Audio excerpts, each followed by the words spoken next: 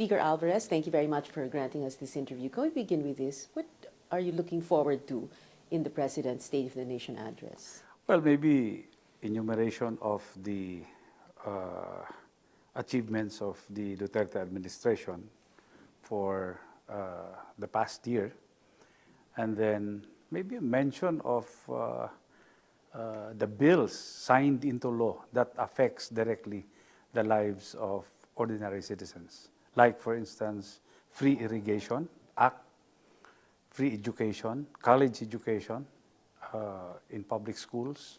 Yeah, that was very well received. Yes, tapos hopefully signing of the BBL. Mm-hmm. And we are hoping, you are expecting that this will happen during the SONA. During the SONA. Talaga? Yes. During the SONA? Yes. Not even before, but during? No, during the SONA. Oh, so that might be one of the highlights? Yes, because if... So habang nagsusona siya, biglang magpipirma? So in the morning, pwede naming aprubahan yung inaprubahan ng BICAM. Okay. And then, in the afternoon, during the SONA, pwede nang pirmahan ng presidente. Yeah, that's going to be quite dramatic because a lot of people are looking forward to that. At the same time, it will be the first in history. As far as back as I can remember, no other president has signed anything during a SONA. Yes, but right? It's possible. Yeah, okay. Yeah. Well, that's interesting. Okay. But what do you also hope and think we will hear apart from that, no? Or see? Well, maybe a reiteration of his advocacy, the war against illegal drugs, of course, the how to curb criminality, and maybe corruption. Okay. Do you think he's going to detail exactly what he's going to, what he's going to do about the war on drugs and the war on crime? I don't know, but alam mo naman si Presidente during his speeches, lumilihis siya doon sa prepared speech. May bago ring parang feature sa SONA this year. Meron na kayong bagong seatmate, si Senator Tito Soto, Senate President. Yes. Yeah. I mean, that is most welcome. Okay. Well, let's talk, Speaker, about charter change naman, no? The drive to amend the 1987 Constitution. So you have the Constitutional Commission submitting a proposal to transform government into a federal presidential. What is it about federalism that will guarantee what the Duterte administration has always said is its battle cry, a comfortable life for all? Kasi hindi naman ito basta sabihin mong delegation of powers, no? But ini-empower lang talaga yung sinishare yung power ng national government doon sa mga regions. So, I mean, yung regions mismo can now chart their own destinies. Okay. Well, if you chart your own destiny, part of that is also in taxation. Parang the power to tax will also be shared, kumbaga, no, with the federal government. How is that going to work? So we pay taxes at national level. We have big income taxes, and then we will also have federal taxes. Yun ang gusto kong makita. Kung ano yung mga shared powers na pinopropose ng Constitutional Commission. Kasi kami dito, meron din kami, of course, na version namin doon sa revised Constitution. So, titignan namin paano kami mag-reconcile. Yeah, okay. In essence, what is the version of the House of Representatives when it comes to taxation? There are areas na exclusive sa region, may mga areas na exclusive sa national government, at saka may mga areas naman na shared between the region and the national government. Can you tell us what those are? I can't enumerate. Wag na muna. Okay, sige. The minute you say charter change, and no other administration has gone this far, as a matter of fact, every past administration has always had problems kapag charter change ang pinag-uusapan. So how do we guard against another lengthy stay in power? Ano yung magiging mga safeguard mechanisms na? May mga ang balita ko lang, no? May mga proposal yung Constitutional Commission na of course yung may provision doon sa anti-dynasty. Tapos meron siyang term limits no, na provisions. Pero for me, the way I look at it, siguro okay yung maybe anti-dynasty, no, na provisions. But yung term limits, yun medyo kailangan pag-aralang mabuti. You know why? Kung titignan natin, nung wala pang term limits, walang dynasty. I think what triggered political dynasty, itong term limits. Kasi kung hindi na nga makatakbo yung yung official, so andyan na yung mga anak, andyan yung asawa, 'di ba? Kaya nagkaroon ng nag-evolve yung yung dynasty. Tingin ko naman yung provision ng anti political dynasty, okay 'yon. Pero yung term limits, bakit anong masama doon? Yeah. Term limits for legislators, senators, congressmen. That's what we're talking about, right? Okay. What Pero about yung sa presidente, siguro one re-election. Parang sa Amerika. which is their proposal anyway, 4-year term tapos one re-election. At saka pag pumili ka ng presidente, your vote for the president must It's be also your for the vote VP. for the vice president.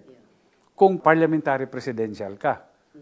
Ang term nyo hanggang ang mga congressmen and yung senators who were voted into office in 2013 hanggang 2019. So ngayon, ang iniisip ng mga tao, sabihin natin by next year may plebiscite, magbotohan na sa constitution. Paano na ngayon i-adjust? May adjustments ba mangyayari? How is that gonna happen? If Alam your mo, term is until 2019, so para sa akin lang, if we are damn serious in really revising the Constitution, let's be realistic sa schedule. Tinan mo, so na tayo ng itong July 23.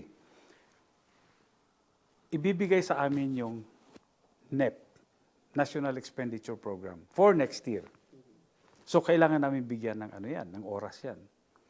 Tapos, medyo maiksi din yung namin, yung sessions, dahil may mga international commitments tayo. IPA, IPU, at interparliament. lahat ng mga ganyan, di ba? Na nagre-require ng attendance ng participation ng House at saka ng Senado. So, habang ginagawa natin yung budget, and then October magpa-file ka ng Certificate of Candidacy mo. O paano yan? Okay. So now you're saying, how are we going to squeeze everything, convening yourself into a constituent assembly? At the same time, you have your regular Yes. work that you need to attend to, October filing COC. So you're saying that Para sa akin, let's be reasonable and allow a term extension. Is that what you're saying? Kasi kung filing ka ng October, wala na, magkakampanya na yun. Yes. So ano pang time? Yeah, wala na Wala na na. oras. So, let's go Tapos- for term extension. Ang hindi Tapos- lang natin ma-extend ngayon, sir, yung oras sa gap na to. Pero we'll just take a break. Sandali lang po. We need to take a very short break.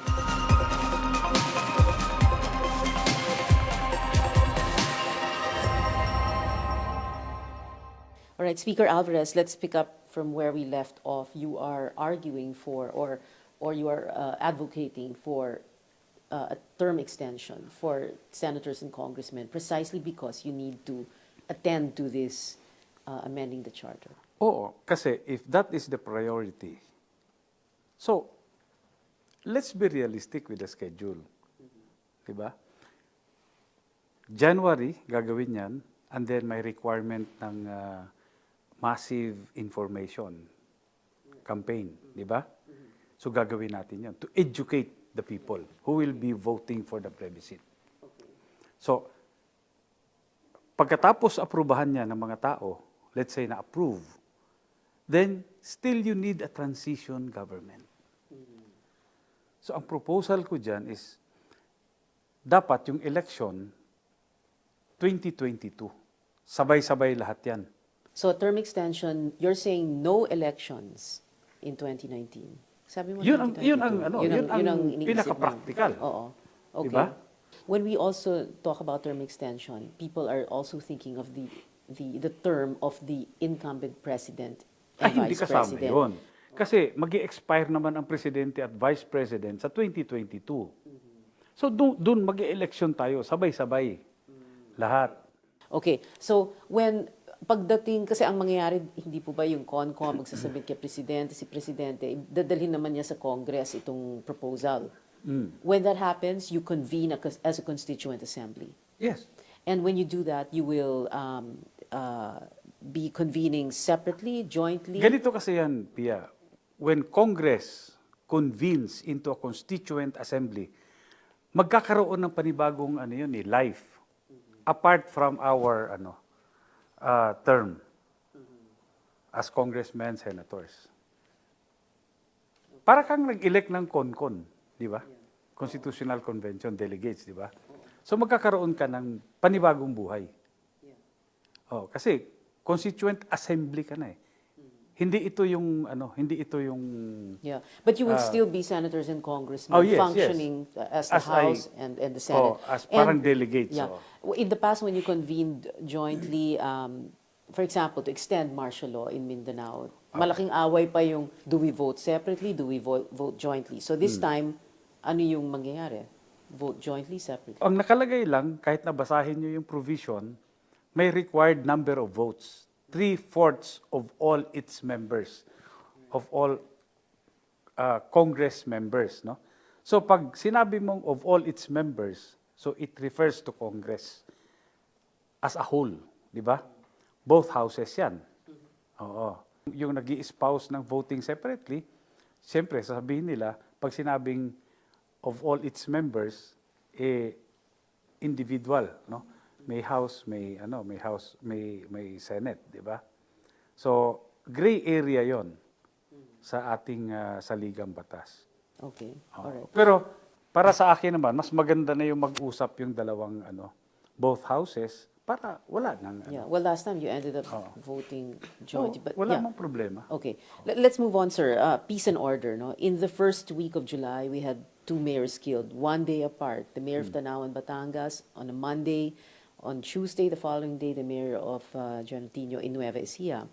And then others, priests, many others. How is the Duterte administration and Congress in a supporting role going to deal with this, going to clamp down on all of this? Kung pag-aaralan natin yung mga killings, different motives eh. Merong involved sa illegal drugs, merong involved o merong politically motivated kasi wala naman sa involvement sa drugs yung mayor, no, yung sa Nueva Ecija. So iba-ibang anggulo, no. So part to ng of course ng criminality sa buong bansa. I think General Albayalde is qualified to address these problems. Okay. So it doesn't require kumbaga drastic action. State of emergency, martial law, anything that will require the attention of the national government. No, Hindi naman. no, So I don't it think is basically a peace and order, Parang- law enforcement issue. Yes, Well, what about, so you have that AFP uncovering the communist plot to unseat the president, terrorism, etc. There is this feeling that there's so much going on now. Do you see the Duterte administration coming in to deal with this decisively or no? Well, para sa akin, yes. Kasi national security yan. Like, for instance, yung entry ng yung ISIS, no, sa ating bansa, talagang big threat yan. National security yan. Yung ginagawa nung komunista, siyempre, nung araw pa, ginagawa na nila yan. Diba? Pero hindi natin pwedeng hayaan na ganun na lang. We really have to address it also. Yeah, okay. But how do we address it? Still, law enforcement, armed forces actions. But that's it. Keep it at Magkasama that yan, level. dapat. Yung PNP at saka yung ating Yeah. AFP. Okay. Let's talk about the next Chief Justice and the next Ombudsman. First, the next Chief Justice. Who would you like to see as the next Chief Justice? Well, para sa akin, as long as merong integridad, no, yung walang tililing, mas okay yun. Kasi mahirap yung Chief Justice na mayroong tama sa utak. Oo. Okay. Do you have someone in mind? Wala. Wala. Okay. Palagay ko naman, wala nang ewan ko kung meron pang natirang may tililing dyan sa Supreme Court. Meron pa ba? Hindi ko alam. Okay. Well, the five most, it's automatic naman po ba, hindi po ba, yung the five most senior associate justices. So that's Carpio, De Castro, Velasco, Bersamin, Peralta. Or maybe from the outside. Yeah, from the outside. Pero Pwede sir, rin. before we go to the outside, kung yung five most senior associate justices ang pag-usapan natin, so nag-bow out na si Carpio, out na siya, ayaw na niya, out of the running. Si Presby magre-retire, si Teresita De Castro din dapat mag-retire. So, kumbaga naiwan na lang, tira na lang si Bersamin tsaka si Peralta. You, knowing the President Qualified very well. naman pareho yun. Qualified pareho. Inunahan yun na ako sagot. Qualified. Qualified pareho. Oh. Pero sa tingin nyo, would you could you hazard a guess who would the President prefer? Mahirap. Mahirap? Yan. Okay. Pero like you said, pwedeng outsider. Pwede rin. Oo. Wala namang Meron bang matunog na pangalan ng isang outsider na tingin mo yun ang... Sa ngayon, wala akong naririnig. Wala. Okay, you'd rather not venture a guess. Mahirap eh. Okay, we'll venture muna into a Baka short... pag-usapan. Yeah. Yun na nga maganda eh. But pag-usapan natin when we come back. We'll just take a short break. Speaker Alvarez. Alright, Speaker Alvarez, since ayaw niyong sabihin kung sino yung nababalita ang mag-Chief Justice, sa Ombudsman naman, may balita kayo? Ombudsman, End of July kasi magre-retire na si Conchita wala Carpio akong Morales. balita. Wala rin. Okay. Oo. We cannot really tell, no, what the President is Mahirap going to do. pangunahan si Presidente. Mahirap din siyang basahin. Mahirap basahin. Masahirap. Talaga. But you think he will go for what kind of an ombudsman, what kind of a Chief Justice? Integrity. Integrity talaga. Okay. When you say integrity, how would you define that? Yung hindi mo pwedeng questionin yung kanyang pagkatao. Let's talk about dissolution of marriage, the bill that is your kumbaga pet legislation, and yung civil union. Can we ano ba yung status update niya? What has happened to it Okay. so far? No? Yung dissolution of marriage, no? Or yung iba tinatawag nilang divorce. Bakit nga ba hindi divorce bill na lang? Para hindi Para masyadong- sa akin kasi, nung final ko yung aking version ng bill, sabi ko, why should I call it divorce? Sa totoo lang, dissolution of marriage talaga yun eh. You file a petition to dissolve your marriage, di ba? Dissolution talaga siya. So, yun, inaprubahan namin dito sa House of Representatives. So, nandun ngayon sa Senado yun. Hopefully, makita rin nila yung necessity nung batas na yon. Kasi Pia, ang dami talagang nag-aantay na maipasa yan. And that's because they have difficulty getting an annulment. Mahirap for example, no? Mahirap talaga. Because ang grounds mo ng annulment, kailangan nag-exist siya before or during the celebration of marriage. Hindi pwedeng after eh. Yung dissolution of marriage, yung grounds niyan after the celebration of marriage. Okay, so kumbaga if you had a problem, pwedeng Oo. cropped up later on. Oo. That could Halimbawa, infidelity. Di ba? Yung mga ganon. Yung mga nambubugbog. Pwede mag-apply ito. Pwede siyang mag-petition for the dissolution of marriage. Well, this bill is an interesting story because this is is it the only measure that was co-sponsored even by opposition? Yeah, so far under lawmakers? my speakership, this is the only bill na nagsama yung majority at minority. Pati pa yung Makabayan Black, yung mga nagsama talaga. Okay, so you're just waiting for the Senate to work on it. Yung civil union naman, hindi rin yung ito tinawag na same-sex marriage because... No, it is not marriage. No marriage. Hindi talaga marriage ito. This is just a union between two persons, same-sex or opposite sex, na ayaw nilang pumasok sa marriage. Okay, and this is... Na nagsasama sila. Okay, ito yung parang living in. Yes. Correct. Okay, so these are, what are these? Parang the rules that govern benefits for people like these? This is just civil union. Na merong protection, yung two individuals living together, whether opposite or same-sex. Okay. When you say protection, meaning? Like Meaning, halimbawa, support from each other. Okay. Tapos, halimbawa, ngayon kasi, halimbawa, same-sex or opposite sex, yung isa ma-hospital. May mga pinipirmahan dun sa hospitals. Right. Parang next of kin. Oo. Oh. And then, kung hindi naman kayo kasal, Hindi kayo relative, hindi kayo magkaano-ano, hahanapin pa kung sino yung pipirma eh. okay. Yung mga waiver, yung mga kung ano. So you're saying this law will allow, will say na Yes. you, para bang recognized as next of kin? Ganon ba yun? Oo. Okay. Oo, kasi kayo talaga yung magkasama eh. Oo. Tapos yung insurance policies, pwede maging beneficiary, di ba? Yung partner mo. Yeah, okay. Oh. So in other words, very practical applications Yes. that Oo. recognizes relationships that like these that already exist. Oo, para wala namang wala bang nagsasamantala. Second to the last question about the church. So in the last month or so, last month and a half, the president, of course, has said has let go of very colorful words against the Catholic Church. What do you feel about it personally, and how do you think this can be resolved? Apart from the fact that nag-meeting naman sila, no, nagda-dialogue din naman. Well, para sa akin, tama naman si presidente, no? Kasi ang problema sa Catholic Church, nakikialam sila sa gobyerno. Yung trabaho ng gobyerno, gusto nilang pakialaman. Yung doktrina nila, gusto nilang gawing batas ng gobyerno. Ginagalang namin yung separation of powers. Yun ang doktrina mo, yun ang paniniwala mo, go ahead.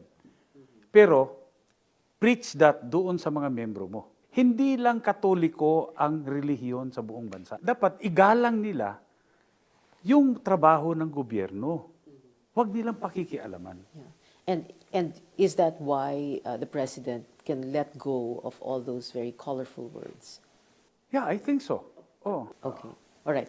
Last question and then final words. The ombudsman indicted former President Aquino for the disbursement acceleration program that happened just in June. Kasama din si Butch Abad, no? You think this is the right move, even as it is also seen as the Duterte administration, quote unquote, going after the former or the past administration? Para sa akin kasi, Pia, kahit na anong administrasyon, kung nakita mong somebody committed a crime, di ba? O kaya transgressions, di ba? Kailangan talaga panagutan yan. Final words, Speaker? Well, bilang Pilipino, sana magsama-sama tayo, magkaisa para sa mga kinakailangang pagbabago ng ating bansa. At wala naman tayong ibang hangarin kundi pagandahin ang buhay ng bawat Pilipino. Speaker Pantaleon, Alvarez, sir, thank you very much for giving us this interview. Maraming salamat. Thank you, sir.